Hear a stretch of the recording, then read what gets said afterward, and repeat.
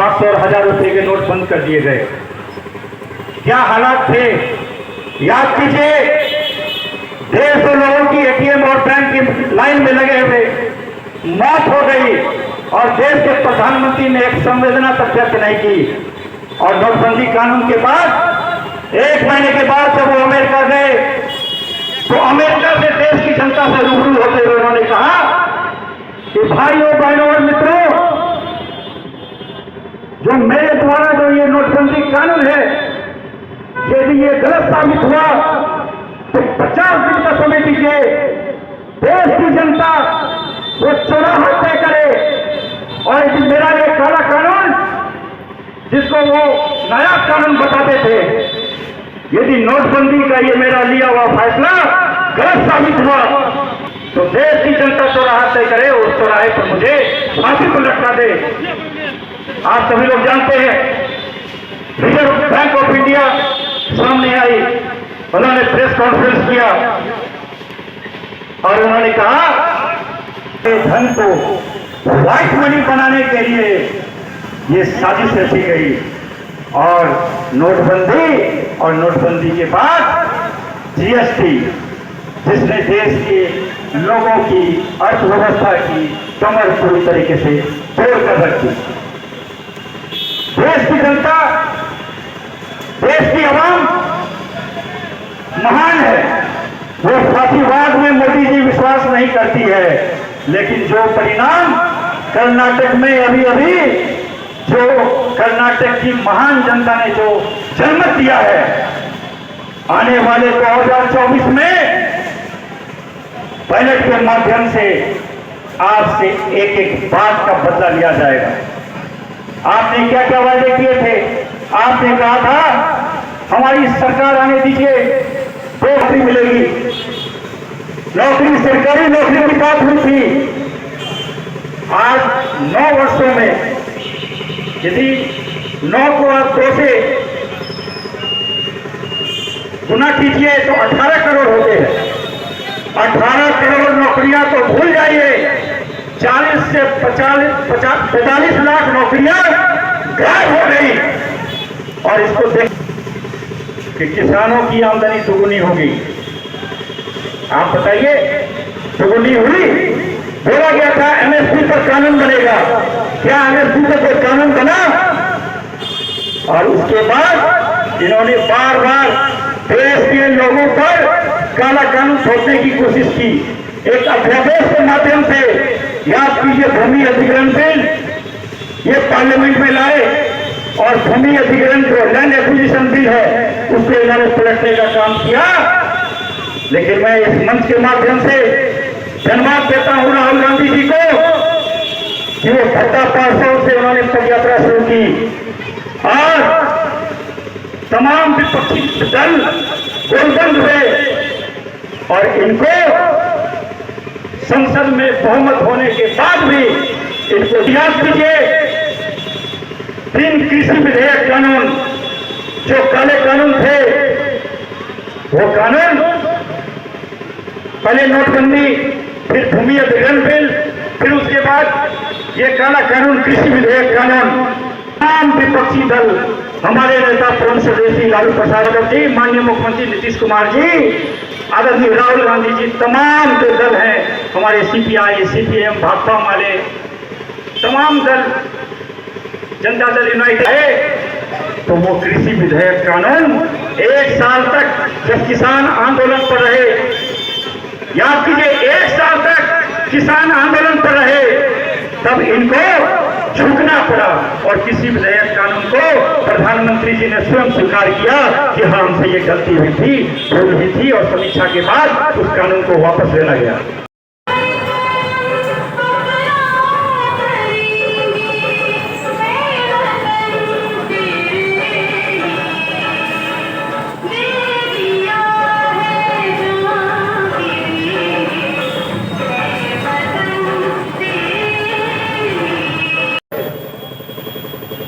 आपका ये बेटा, आपका भाई, आपका बंधु जातीय लोग आप कहो पर इस मंच का आपका अपार स्वागत करता है और आपको इस बात का मुबारकबाद देता है कि आप लोग इस ऑफिस में, इस गर्मी में जिस प्रकार से आप लोगों ने हम सबों को ताकत प्रदान किया है, इसके लिए तहे दिल से आप सबों का बहुत बहुत आभार है। दोस्तों, जैसा कि आप जानते हैं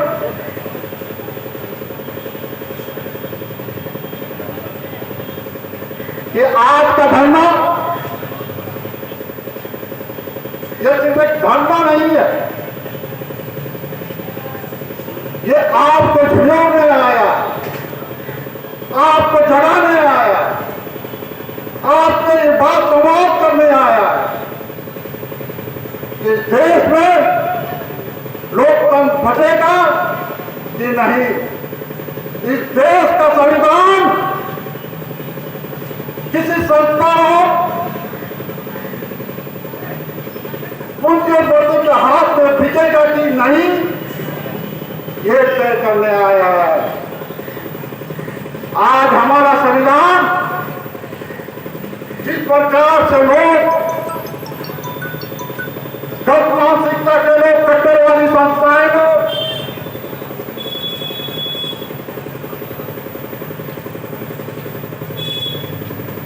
इसको तार तार कर रही है, हम सबों की जिम्मेवारी बनती है कि ये आजादी बड़ी मुश्किल से मिली थी। गांधी जी के नेतृत्व में कई शहीदों ने अपने प्राण की आहुति दिया, तो आज इस आजाद मुल्क में हम लोग खड़े हैं और हम लोग को सबक लेना चाहिए कि इस आजादी के लिए, संविधान के लिए हमको लगातार प्रयास करना होगा और जहां जहां भी हम सबों को जरूरत होगी हम प्रतिवाद के लिए खड़ा रहेंगे, हम प्रतिवाद करेंगे। हम उस अधिनायकवाद से, जो अधिनायकवाद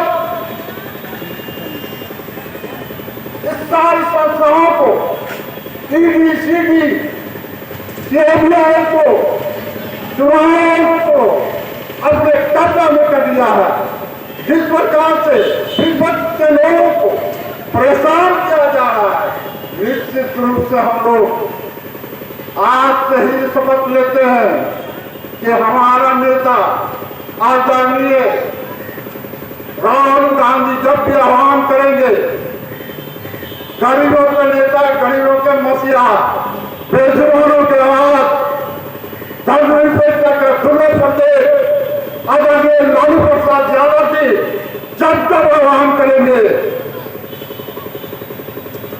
जब तक नीतीश जी आह्वान करेंगे, हम सभी लोग एक मंच में, एक साथ, एक स्वर में आवाज को बुलंद करने का काम करेंगे।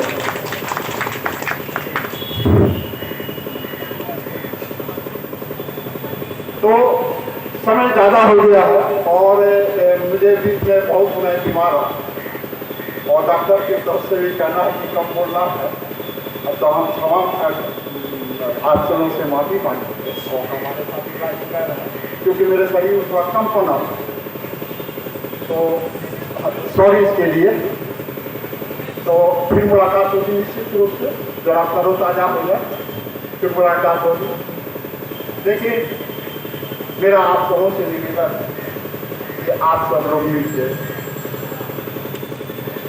जो हम सब संकल्प लिए हमारे नेता, इसको हम लोग पूरे ताकत और शिद्दत के साथ कायम रखेंगे और तमाम लोगों को, आपका ये बेटा, आपका भाई, आपका बंधु, इस बात के लिए बहुत बहुत आभार प्रकट करते हुए आप लोगों ने जो ताकत लगाई इस कार्यक्रम को सफल बनाया, तमाम दोस्तों के लिए मैं आप सबों का आभार प्रकट करते हुए आज का ये कार्यक्रम बंद करने से पहले एक बार आप सबों से निवेदन करूंगा कि एक नारा जरूर आप लगाएं। कांग्रेस पार्टी जिंदाबाद, कांग्रेस पार्टी जिंदाबाद, आरजेडी जिंदाबाद, आरजेडी जिंदाबाद, जदयू जिंदाबाद, जदयू जिंदाबाद।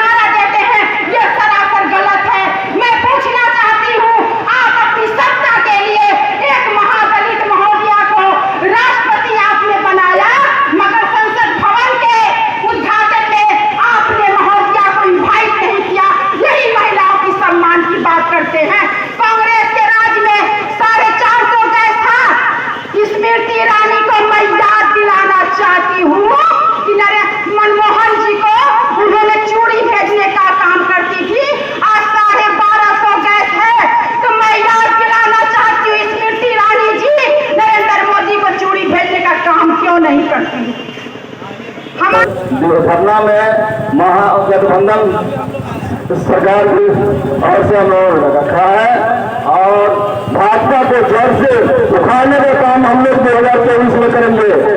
और 35 रुपया पेट्रोल देने का वादा किया था भाजपा सरकार, बोला था बांग्लादेश से निकालेंगे, कहाँ है इसका मुद्दा? सरकार मुद्दे से भटक गई। विजय माल्या जैसे नीरज मोदी से लेकर 2 रुपया लेकर भाग गया। आज एक किसान मामूली लोन लेता है, एक मजदूर मामूली लोन लेता है, एक व्यापारी मामूली लोन लेता है तो 13 बार नोटिस आता है। और देश के जनता का सवाल है, देश के लिए प्रेरणा चाहता है। आम लोगों से अपील है कि 2024 में इस सरकार को जोर से खाने का काम कीजिए, यही हमारा आप लोगों से निवेदन है। मैं इन शब्दों के साथ अपना वक्तव्य को बयान देता हूँ। जय हिंद, जय भारत, जय जदयू, जय बिहार, जय नीतीश कुमार, जय महागठबंधन परिवार। नहीं गिना पा रही। 9 साल में नरेंद्र मोदी जी ने देश के लिए क्या किया ये नहीं गिना पा रहे, क्योंकि मंच से वो नहीं गिना सकते नोटबंदी, नहीं गिना सकते जीएसटी, नहीं गिना सकते बेरोजगारी के दर, नहीं गिना सकते मुद्रास्फीति, नहीं गिना सकते न गिरते हुए रुपये के मूल्य और बढ़ते हुए डॉलर की कीमत। यह सरकार सर्वांगीण रूप से विफल रही। सरकार ने सिर्फ एक काम किया, इस देश को टुकड़े टुकड़े में तोड़ने की साजिशें रची। आज आप देख सकते हैं मणिपुर को जलाया जा रहा, सरकार कर्नाटक के चुनाव प्रचार में लगी रहती है। आज उत्तरकाशी में क्या हो रहा, आज उत्तराखंड को जलाने की कोशिश हो रही, कभी अररिया को जलाने की कोशिश भी थी और बरदहा इसका गवाह है। यहाँ भी जो बैठे हैं उनके नुमाइंदे जो अररिया की नुमाइंदगी करने सदन गए हैं, वो भी दंगा भड़काने में उतने ही निपुण हो गए हैं जितना कि आरएसएस है, जितना कि भाजपा के उनके शीर्ष नेता हैं। बंधुओं, आज वक्त है, महागठबंधन के नेता आपको आगाह करने आए हैं कि अभी वक्त है, अब भी तो जागो। इतनी बर्बादी पर अगर आपकी आंखें नहीं खुलती है, इतनी तबाही का महागठबंधन का कहना है 9 साल तबाही बर्बादी के खिलाफ। क्या है ये तबाही बर्बादी? जैसा कि आप सब लोग जान रहे हैं कि कांग्रेस पार्टी, राष्ट्रीय जनता दल और वामपंथी मोर्चा, साथ ही साथ जदयू का आज धरना और प्रदर्शन, धरना प्रदर्शन के विरुद्ध में, शरारती के विरुद्ध में, पूंजीवाद के विरुद्ध में ये आह्वान है। साथ ही साथ ये बताना चाहता हूँ कि इस महागठबंधन के तहत जो भाजपा ये प्रचलित कर रही है ना, 9 वर्ष बनाओ, विकास क्या हुआ? विकास यही हुआ है। 400 का सिलेंडर 1100 में बिक रहा है।